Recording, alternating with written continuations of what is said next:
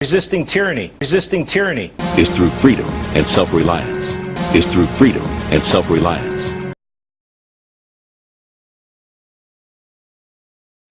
views and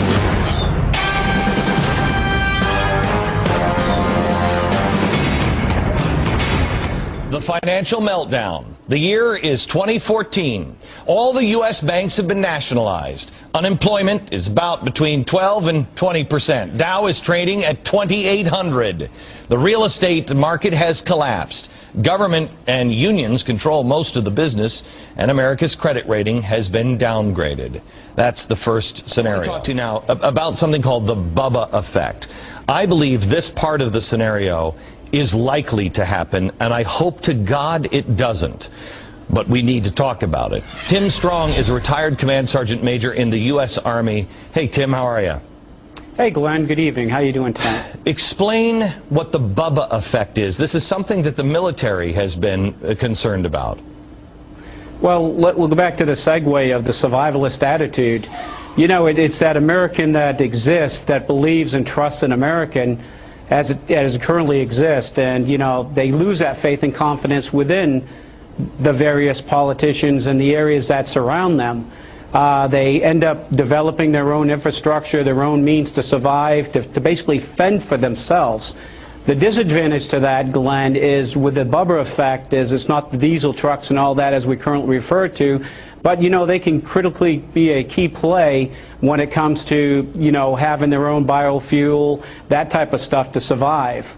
You know, they'll have their own community, they'll be very conscious of who enters their community, and it's almost going to be a commune-based society, but they won't project that based on the fact that they want to project normalcy. Okay. But those that enter their space that are threatening to them, and again, we don't want to use the word profiling, but that's, you're definitely going to stand out. You're not going to look like a Bubba. Okay. And so Tim, I want to break here. I have to take a commercial break, but I want to, at the bottom of the hour, I want to come back and show how that community, because that's like Mad Max community, how that actually starts here, how that is probably beginning, it has already begun here in America, and how it manifests itself.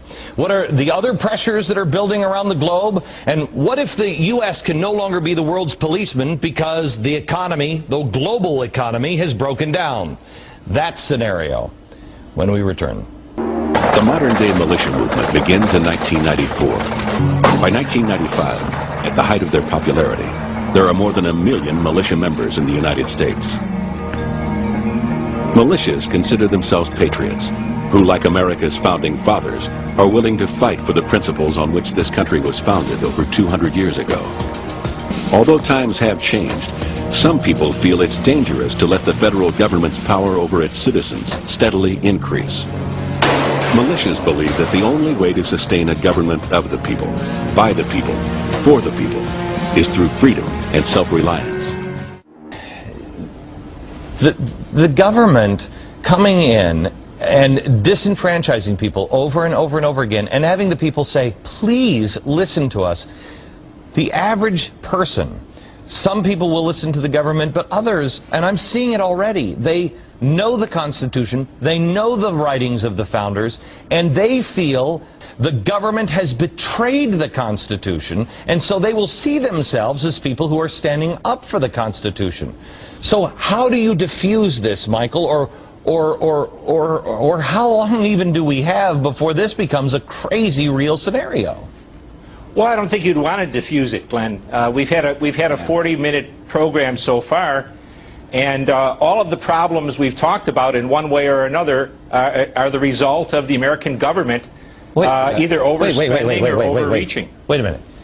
Are both of you guys saying that you don't want to... I don't think we would head for an American revolution. We would head for a French revolution. It would...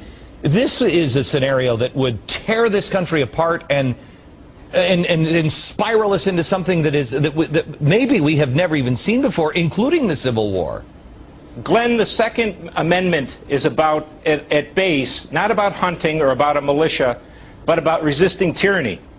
the founders were very concerned about allowing individual citizens weaponry to defend themselves as a last resort against the tyrannical government.